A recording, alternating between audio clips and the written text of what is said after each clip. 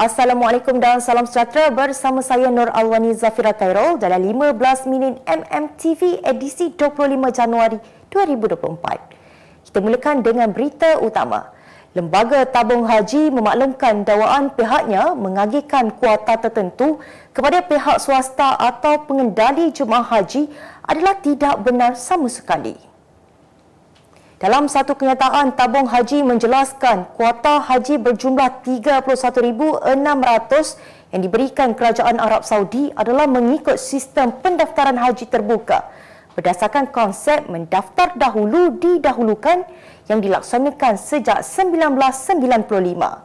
Justeru itu, Tabung Haji memaklumkan dakwaan TH hanya mengendalikan 11,000 jemaah pada tahun ini adalah tidak benar, kerana majoriti jemaah haji atau sekitar 70% hingga 80% adalah melalui muasasah.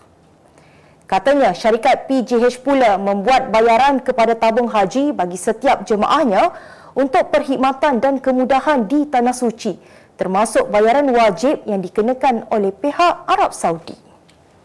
Dalam pada itu, tabung haji mengingatkan orang awam untuk tidak menyebarkan berita palsu atau belum dipastikan kesahihannya yang boleh mencetuskan keresahan masyarakat. Yang di-Pertuan Agong Al-Sultan Abdullah Riyatuddin Al-Mustafa Billah Shah dan Raja Permaisuri Agong Tunku Azizah Aminah Maimunah Iskandariah berharap sambutan Hari Taipusam dapat memupuk semangat perpaduan dan persaudaraan sesama masyarakat majmuk dalam negara yang aman dan makmur. Istana Negara memaklumkan Sri Paduka juga menzahirkan perayaan yang bermakna kepada penganut agama Hindu ini diraikan dengan penuh keceriaan dan sentosa di sisi keluarga tersayang. Dalam pada itu, Perdana Menteri Datuk Seri Anwar Ibrahim berkata, beliau berharap perayaan itu pada tahun ini lebih meriah berbanding sebelumnya serta disambut di sisi keluarga tersayang. Anwar juga berkata kerajaan akan terus bekerja bagi memastikan negara terus aman dan damai serta nilai kemajmukan diperkukuh. Lebih 10,000 rakyat Pahang dijangka hadir bagi melepaskan rindu menyambut keberangkatan pulang yang di-Pertuan Agong Al-Sultan Abdullah Riyatuddin Al-Mustafa Billah Shah pada 30 Januari ini. Menteri Besar Datuk Seri Wan Rosdi Wan Ismail berkata, kerajaan negeri telah beberapa kali mengadakan perbincangan dan mesyuarat bagi mengatur kerja demi memberikan sambutan terbaik kepada Raja kesayangan rakyat Pahang itu. Menurutnya, antara program lain diaturkan ialah tahlil, karnival rakyat Pahang, perarakan kereta berhias, persembahan kebudayaan dan program mencemar duli ke daerah-daerah di negeri ini. Katanya, rakyat sangat merindui Sri Paduka yang mesra rakyat dan sentiasa peka dengan kebajikan rakyat dalam pelbagai situasi. Tambahnya, selaku Menteri Besar, Ketua Pentadbir Negeri sangat berbangga dengan kehebatan dan kewibawaan Sri Paduka memerintah selama 5 tahun dengan penuh gemilang dan terbilang. Kerajaan disarankan memasukkan skim pencen wakil rakyat terlebih dahulu sebelum melaksanakannya terhadap penjawat awam lantikan baharu.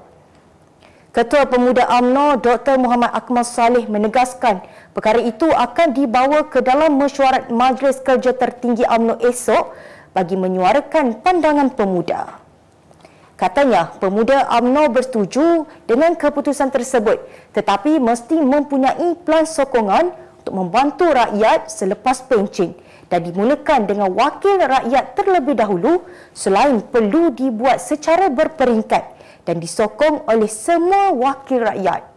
Semalam, Timbalan Perdana Menteri Datuk Seri Dr. Ahmad Zahid Hamidi berkata, Kabinet bersetuju penjawatan bagi penjawat awam baharu berstatus tetap adalah tidak berpencen kerana jumlah pencen yang terpaksa ditanggung kerajaan akan mencecah 120 bilion ringgit setahun menjelang 2040.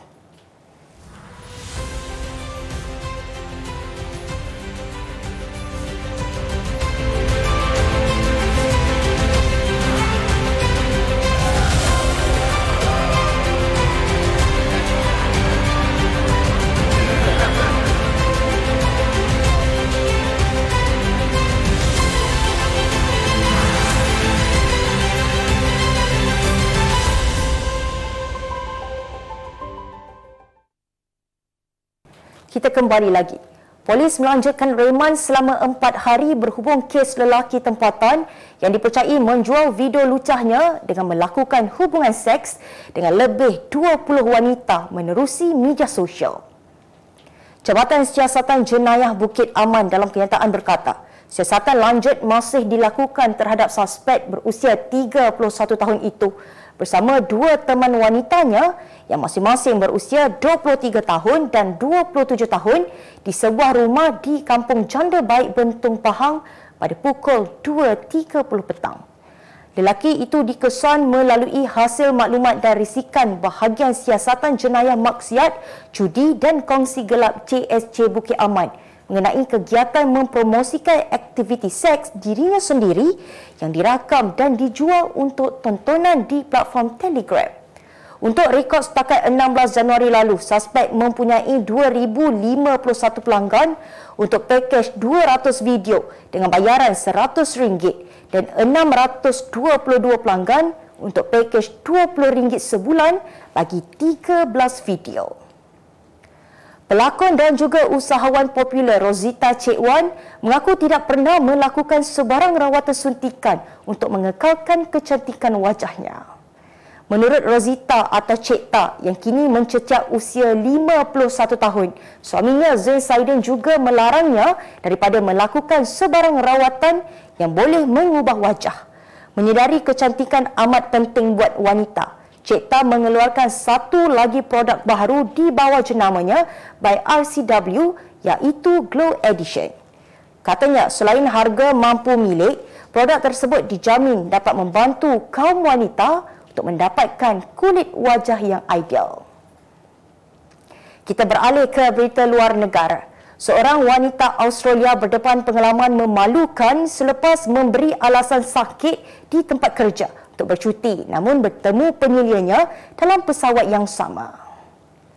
Leila Saures yang menyiarkan video itu di laman TikToknya berasa terkejut dan malu apabila melihat pengurusnya berada di situ.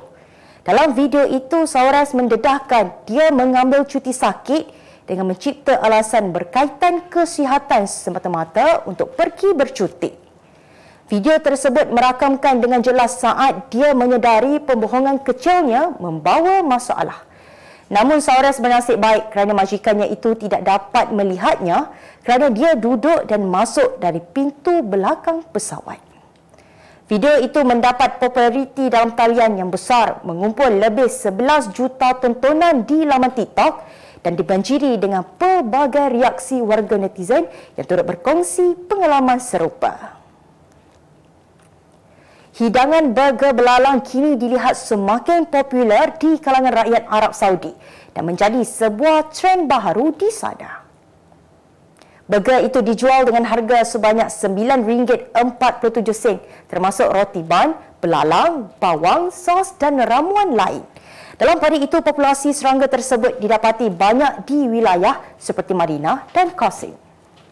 Bagaimanapun, serangga yang kian popular itu tidak begitu digemari oleh setengah rakyat negara Timur Tengah tersebut kerana merasakan ia adalah kotor.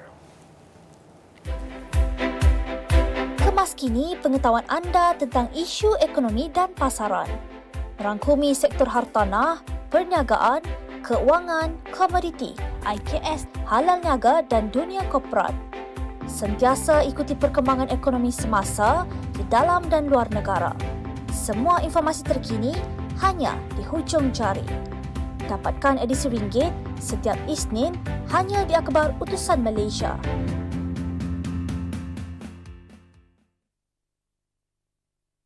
Kita ke berita ekonomi. Kumpulan Wang Simpanan Pekerja menaikkan had maksima insentif caruman padanan kerajaan untuk program Aisaraan daripada RM300 kepada RM500 setahun bermula 1 Januari 2024. Dana persaraan itu berkata rakyat Malaysia berumur bawah 60 tahun berada dalam sektor tidak formal termasuk bekerja sendiri dan tidak pendapatan tetap serta mencarum secara sukarela di bawah program itu akan menerima insentif padanan sebanyak 15% daripada caruman sukarela dan ini tertakluk kepada had insentif maksimum RM500 setahun. Katanya kerajaan juga akan terus memberi insentif berkenaan kepada setiap peserta aisaraan yang mencarum tertakluk kepada insentif seumur hidup maksimum RM5,000. Jelasnya, langkah tersebut adalah sebahagian daripada beberapa penambahbaikan strategik produk dan polisi yang memberi kesan terhadap memperkukuh masa depan persaraan dan jaminan pendapatan ahlinya. Honda Malaysia mencatatkan jualan lebih daripada 80,000 unit kenderaan yang mana mencapai sasaran jualan tahunannya untuk tahun 2023. Pengarah urusan dan ketua pegawai eksekutifnya Hironobu Yoshima berkata pencapaian cemerlang itu membolehkan pihaknya mengekalkan kedudukannya sebagai jenama kereta nombor 1 dalam segmen kenderaan penumpang bukan nasional selama 10 tahun berturut-turut. Beliau berkata tahun 2023 merupakan tahun pemulihan beransur-ansur dan prospek positif yang mana Honda Malaysia berjaya melancarkan sejumlah 4 model baharu pada separuh kedua tahun ini. Katanya model-model yang menjadi pilihan rakyat negara ini ialah WRV, City, Civic Type R dan CR-V serba baharu. Beralih ke berita sukan, Ketua Jurulatih Kebangsaan Kim Panggon mendedahkan dirinya sedang mengalami tekanan besar sejak membimbing skuad Harimau Malaya pada Januari 2022. Panggon turut mengakui bahawa dia akur jika dia dipecat oleh Persatuan Bola Sepak Malaysia kerana prestasi hambar skuadnya dalam kempen kali ini. Biarpun menghadapi cabaran besar sepanjang Piala Asia 2023, bekas pengarah pasukan Persatuan Bola Sepak Korea itu turut menzahirkan keyakinan terhadap keupayaannya untuk memimpin pasukan dan skuadnya mampu untuk memberikan saingan kepada lawan. Malaysia akan menentang Korea Selatan di Stadium Al-Zanud pada pukul 7.30 petang ini bagi aksi terakhir kumpulan E dan dalam misi mengutip sekurang-kurangnya satu mata selepas tewas 2 perlawanan sebelum ini, 0-4 di tangan Jordan dan 0-1 menentang Bahrain. Manchester United tidak berminat untuk mendapatkan sentuhan penyerang Perancis Karim Benzema kerana harganya yang terlalu tinggi. Pengurusan The Red Devil memaklumkan jumlah yang perlu dibayar bagi membawa Benzema ke Old Trafford sebanyak RM508.93 juta adalah melebihi bajet mereka, selain perlu mematuhi garis panduan fair play kewangan. Buat masa ini, kelab itu hanya mempunyai seorang penyerang tulen iaitu Rasmus Højlund. Untuk rekod, Benzema menyertai Al-Ittihad dari Real Madrid hanya selama 6 bulan secara percuma pada musim panas lalu dan telah meledak sebanyak 12 gol dalam 20 penampilannya bersama kelab Timur Tengah itu. Sebagai penutup 15 minit MMTV hari ini, saksikan laporan cuaca esok, Jumaat 26 Januari 2024. Jangan lupa dapatkan akhbar utusan Malaysia dan Kosmo untuk berita-berita terkini dan menyeluruh. Sekian sahaja daripada saya, Nur Alwani Zafira Khairul, mewakili warga kerja MMTV, ingin mengucapkan selamat menyambut Hari Taipusam buat semua penganut Hindu.